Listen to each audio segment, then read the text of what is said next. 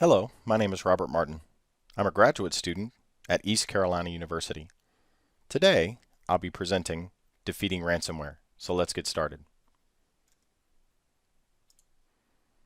The first thing we need to do is define ransomware and its intention. Ransomware is malware, and its intention is to keep the user or company from using their PCs and computers. Its second intention is to steal their money.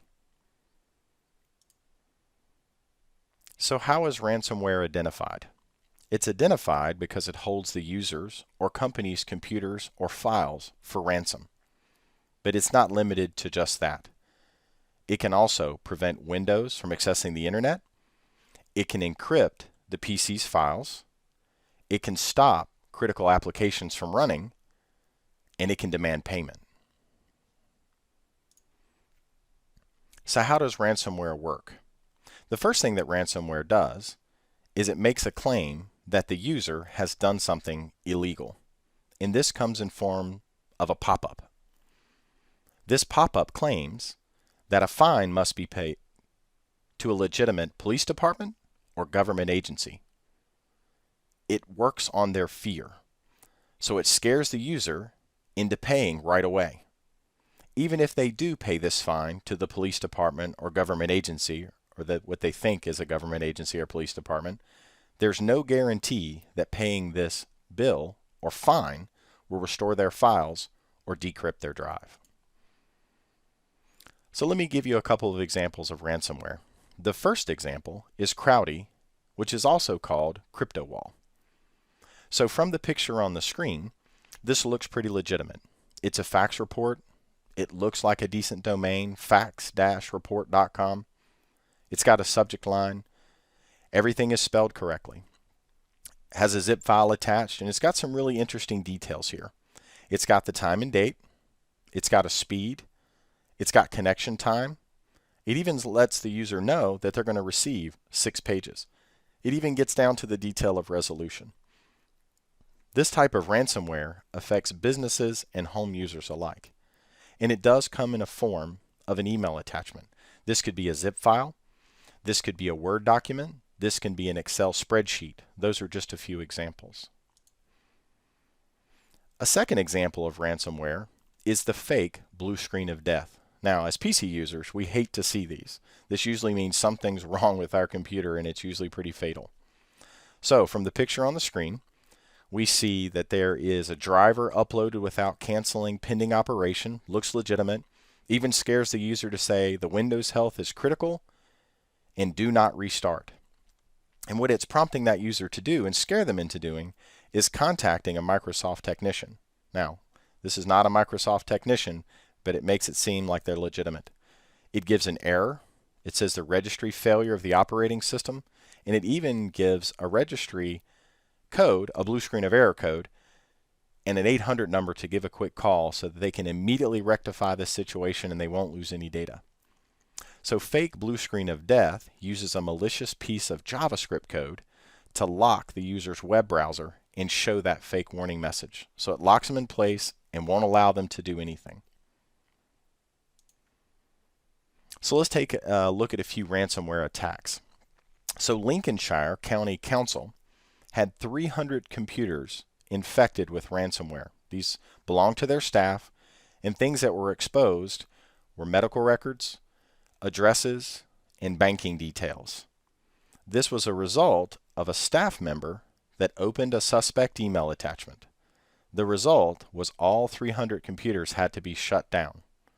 And of course, they made the paper, which no one wants to do as a business or a government agency. Another ransomware attack was against the police department, Tewksbury. The police department evidently opened up an attachment. When that screen popped up, it says your personal files are encrypted. The cost to decrypt those files was $500. The police department went into action, called federal and state law enforcement agencies, as well as 2 private internet security firms. So after 5 days of work and efforts by those agencies and those private entities, nothing could be recovered and those drives could not be decrypted. So the police department had to pay the ransom. On top of that, they had to report that, and they were put in the paper. So let's take a look at some prevention methods. The first very important method is something that we should do as users or enterprise users, which is regularly back up our PCs.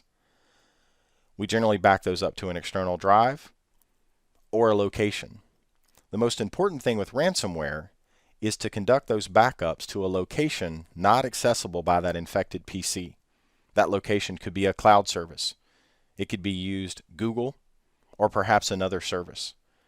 Or maybe an enterprise has a separate backup system, as many of them do, that take that data and put it in a location that cannot be accessed by that PC. Another prevention method is keep those systems up to date and patched for vulnerabilities. So Microsoft has Patch Tuesday and hackers have Hack Wednesday. Some things that users and enterprise alike want to be careful to patch and keep up to date are antivirus, their various operating systems, and applications. These applications can be off the shelf or they can be custom made. Regardless, they need to be updated. Two common applications that we see that usually need updating are Java and Flash. When those updates come up, we should keep them up to date. Something important to know is that if Flash and Java are not being utilized, then they could be removed. Another prevention method is to configure operating systems, internet browser, and mail applications to prevent downloaded programs from executing and making changes to that particular PC. And there are many technologies that can be used to do this, native to Microsoft and some that are third-party. Another prevention method produced by a company called Third Tier is called the CryptoLocker Prevention Kit. This tool, produced by Third Tier, automates that process of making a group policy to disable files running from the app data and local app data folders. So it automates that process, makes it easier and simpler. This also disables executable files from running from the temp directories of various unzipping utilities. The fifth method, and one that's important to me, is security, education, training, and awareness. The best defense is a firm offense. A focus on security training for all employees is the best defense, because at the end of the day, everyone is responsible for security, not just the IT folks. This training should be set and forth for lobby ambassadors all the way to the highest level of IT, because we can all be tricked. So let me give you a personal example. When I worked at Lenovo, we had a lot of onboarding of recent graduates from college. These classes were about 6 to 8 weeks long, but an important part of this process was to do security training for each one of these new employees. Many aspects of that training focused on looking at emails and looking for malware. What to look like. Are there misspelled words? Are you expecting that email from that person today? Does it look unusual? And more importantly, training those individuals to pick up the phone and call that particular customer and ask the question, hey, we appreciate your business. I just wanted to thank you for your email. And if they get an appropriate response, great. If they don't, then they know they have something malicious. The great news that came out of that training is the last year that I was there were 10 instances of malware coming in the form of email attachments. Each one of those was caught by those new hire employees and was able to be given to the PCERT team, who reacted appropriately. What was important about that is how much money that little bit of training saved Lenovo from malware, attacks, potential infections, denial of service, and many more.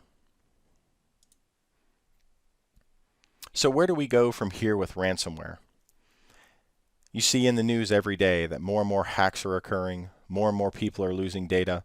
Data is being exposed, and attackers can reach out across the world and get what information they need. Ransomware particularly takes a PC and locks it down so that user is not able to get to that very valuable data, either a user or even an enterprise.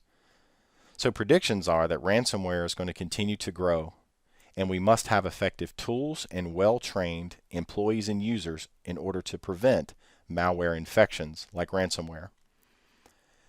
I guess the most alarming part about ransomware is you don't have to be an experienced hacker in order to use it. Inexperienced hackers will use ransomware as a service, and this could certainly accelerate its growth. This is not only troubling for IT, but this is troubling for users as well. So as we move forward in our IT careers or even users at home, we must continue to produce training just like this to keep us from falling under the grip of ransomware and perhaps losing valuable data or having to make payments to unknown individuals for money that they did not earn. Thank you for your time today. With cyber attacks just ahead, we need to continue to train. As I continue with my education with East Carolina University, I hope to continue making training videos just like this. My last slide is to go through the various sources that I used for this. Microsoft was a very valuable resource in looking at different ransomwares that they're able to intercept and identify, and many companies are being affected by this because they're actually resulting in malicious attacks like the ones I gave during this presentation. Security Magazine was actually the source of the ransomware growth.